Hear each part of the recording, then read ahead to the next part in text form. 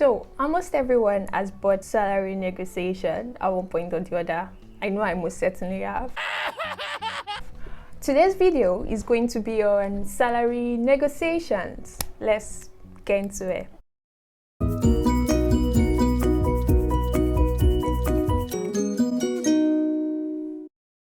So it's very easy to undervalue yourself during salary negotiations. And I would say there are three reasons for it. First one, I would say, is being new to the job market, right? This is your first time getting an actual job and you have to negotiate your salary, but you have no clue how things are done. So you just accept whatever figure they give you.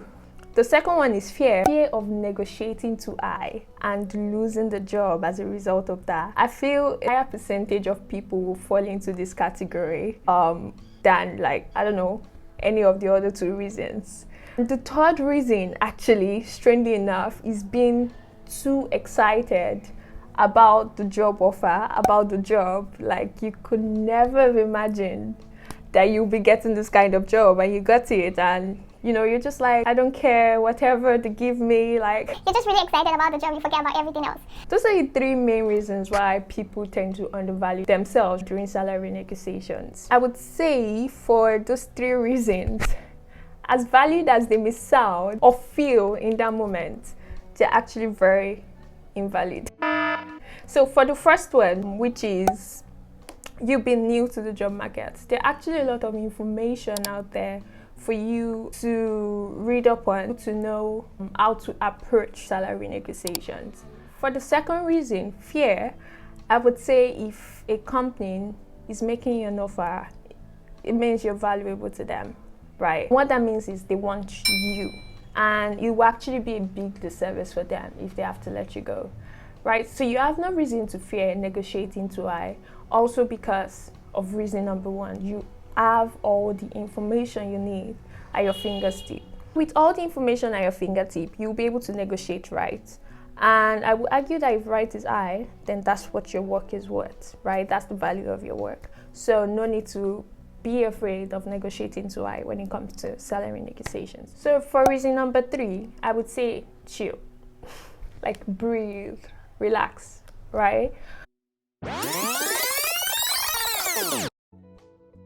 Because what you're earning right now has a lot of value in informing what you would earn later on in the future, especially if you intend to stay in that same company for a while. So I would say don't compromise too much, no matter how excited you are about the job. Their situation, for instance, most commonly a startup where they have limited budget, no actual revenue coming in yet, and so they would of course want to be able to bring negotiations to the table. So in that sort of situation, I would say compromise, but compromise wisely. I'll tell you how soon.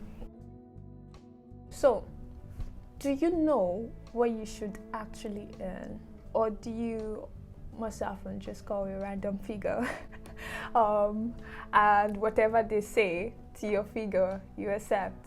I'm going to tell you the three very important things I think you need to know when it comes to salary negotiations that would help you be able to do it right.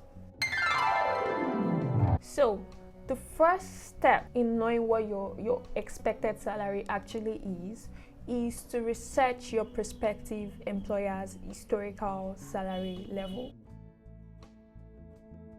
Sometimes the salary range is usually unavailable on job description, so you have no idea what the budget is, where you fall in. What you could do actually to find out is to go on platforms like Glassdoor or AngelList, search for the company and see if they've hired for that role in the past, what salary range they hired that role at, right? That's something you could do. The first thing you could do to research your employer's historical salary level. Alternatively, you could reach out to people you know in the company, right? You can go on LinkedIn, try to connect with recruiters or someone that is your connection on LinkedIn in the company, and try to ask if they know what the salary range for that role is. Try to find out some information about the company and about the salary.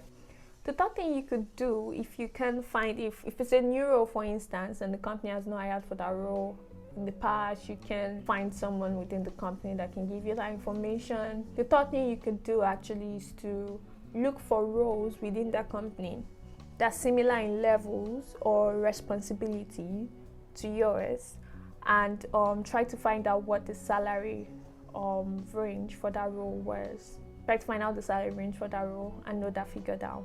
Very likely that is your starting figure. Not your expected salary, but your starting amount. If it is a figure that you like, that is higher than what you were earning in the past, it's also very likely the figure you would not go below when negotiating. That is, it's your ceiling, right? And I feel like it's justified because the company has hired at that same level, that figure, same responsibility, that figure. So no matter how excited you are about the job, that is the figure, not to go below. The second thing for you to do is to research the industry standard. Very important. You should try to find out what the industry standard is for that role. Let's say the role is a technical recruiter role. How much do companies pay to hire a technical recruiter within their company? When you find that figure, right, of course you can do a quick Google research to find the figure. And when you find that amount, you need to check if that amount is higher or lower than how much the company has paid in the past for a role of similar responsibilities or similar job levels, right? So you're comparing the industry standard with the employer's historical salary levels. Starting amount now is that information figure from your research about the company, what the company has employed at before. I would say if the starting amount is higher than the industry standard, I would bump it up to the industry standard. Remember, you don't want to negotiate less than your worth, so don't be afraid of doing this, really. So this bumped up figure would then be my expected salary. And this is the figure I would present to the company. I have a good defense for it, right? Obviously, skills, experience, The normal things, your experience and your ability is a good justification, but also industry standard is a good justification, right? This is how much you will be paid if you where to go to another company. So a good way to present this is, yes, my expected salary, I know it's the industry standard for this role, however, I have some wiggle room for negotiation if it is slightly above budget for you. The reason why you are doing that, right, the reason why it is your expected salary but also like your negotiation threshold, in the sense that you're willing to negotiate still on that salary, is because, like I mentioned earlier, companies would want the opportunity to be able to negotiate with you. They want to know you're flexible, right? And you're sort of giving consideration to their budget also. So it's good to have the figure that is slightly higher. The third thing to do is to ask the interviewer what the budget is. to ask the recruiter what the budget is for the role. So you come prepared with your expected salary figure, but something else you can also do. You come prepared with all those information, you know, at the back of your hand, the employer's salary levels, historical salary levels, you know, the industry standard. You come prepared, but during the interview, while having a discussion with the recruiter, you could as well ask what the salary range for the role is. Suppose the recruiter is forthcoming with the salary information. It's quite good because given all the information you now have, right, including the budget, you can now make a quick decision, right, on what your expected salary should be, what your ceiling is, what you're not going below, and what's actually reasonable, right, for the company, not just for you, but also the company. Some quick to knows on salary negotiations. The first one, have a ceiling, something you cannot go beyond.